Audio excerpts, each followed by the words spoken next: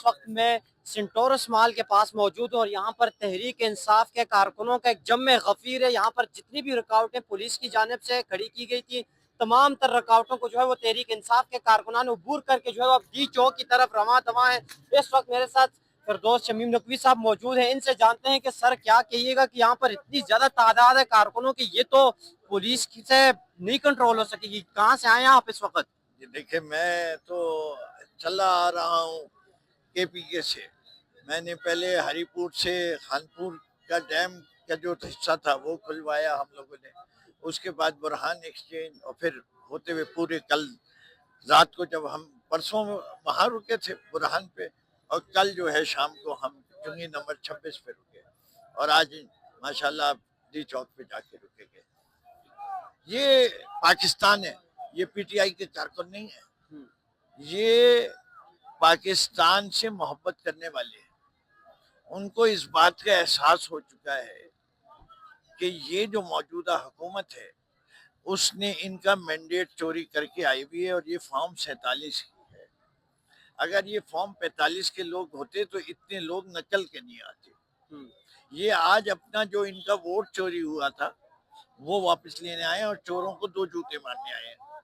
دوسری چیز, وہ ایک ایسے شخص سے محبت کرنے لگے ہیں جس نے اس محبت کا اس نے جب دی یہ کال اور اس نے کہا میرے پاکستانیوں میں جو کر سکتا تھا تم لوگوں کے لیے اب کر دیا. اب میرے بس میں نے عدالتیں ان کے دروازے کھٹکھٹا لیے. میں نے آپ کو کہا صبر کرو, ظلم کا بدلہ ووٹ سے. آپ نے میری کال پہ وہی کیا, 8 فروری کو ووٹ دے دیا. اچھا اب سر, آپ کا ووٹ چوری ہوا ہے, اب آپ ہی کو ووٹ واپس. یہ بتائیں کہ علی امین گنڈا پور صاحب پشاور سے لیڈ کر رہے ہیں, بشرا بی بی بھی ان کے ساتھ ہیں, لیکن گنڈا پور صاحب یہاں پہ اب کنٹینر کے اوپر نظر نہیں آ رہے. کارکنان جو ہے وہ اپنی مدد آپ کے تحت رکاوٹیں عبور کر کے یہاں سے جاتے جا رہے ہیں. بشرا بی بی بھی نظر نہیں آ رہی, کہاں ہیں صاحب؟ یہ میرے خیال سے آپ نے مس کر دیا. ابھی آدھا گھنٹہ پہلے بشرا بی بی نے بھی خطاب کیا, علی امین گنگا پور نے بھی خطاب کیا, اور اس کے بعد وہ ساری رات کے جاگے ہوئے بھی ہیں. صبح 5 بجے تک آپ کو پتہ ہے چنگی نمبر 26 کے جو حالات تھے, تو میرے خیال سے کچھ کھانے کے لیے چلے گئے ہوں گے یا آرام کرنے گئے ہوں گے. اچھا سر, یہ بتائیں کہ ابھی پاکستان آرمی بھی جو ہے وہ وزارت داخلہ کی جانب سے تعینات کر دی گئی اور نوٹیفیکیشن بھی جاری کر دیا ہے, اور اس کے ساتھ ساتھ یہ بھی کہا گیا ہے کہ جو منتشر کارکنان ہیں جو انتشار پھیلاتے ہیں ان پر اسٹریٹ فائر کیے جائیں. تو کیا کہیں گے آپ, کیا مطلب کہ اس طریقے سے یہ تو حالات جو ہے وہ اور خرابی کی طرف جا رہے ہیں سر؟ پہلی چیز تو ان کو میرے خیال سے ایک بھی فائر کرنے کی ضرورت ہی نہیں, جیسے کہ ہم کبھی انتشار پھیلاتے ہی نہیں. جنہوں نے انتشار پھیلایا تو 9 مئی کی تھی, وہ اس کی جوڈیشل انکوائری نہیں کرواتے.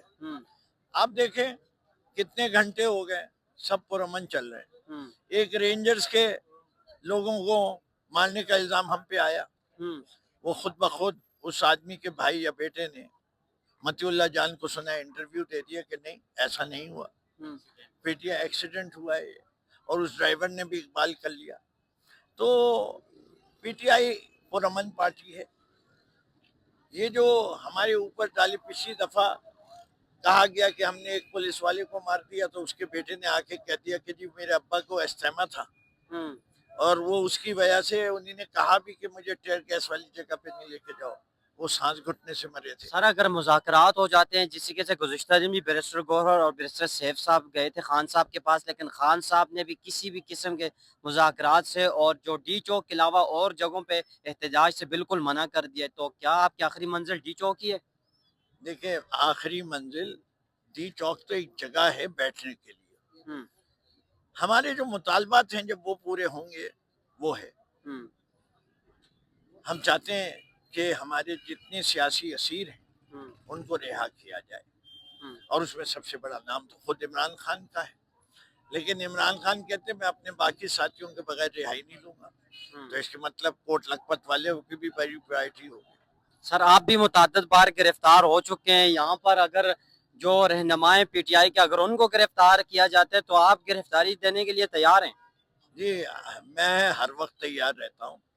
یہ ہم نے کوئی گناہ تو نہیں کیا, میں نے کبھی مجھ پہ دہشت گردی کے ہے. اب میں 70 سال کا ہوں, کینسر سے ریکور کر رہا ہوں, اور مجھے جو ہے وہ کہتے ہیں میں دہشت گرد ہوں. تو ٹھیک ہے کہنے دیں. جتنی دفعہ مجھے گرفتار کرتے ہیں اتنی دفعہ یہ خود بدنام ہوتے ہیں. بہت شکریہ جی. فردوس شمیم نقوی صاحب ہمارے ساتھ موجود تھے، اور یہاں پر احتجاج میں کارکنوں کی جتنی تعداد ہے جو کہ ڈی چوک کی طرف بڑھ رہی ہے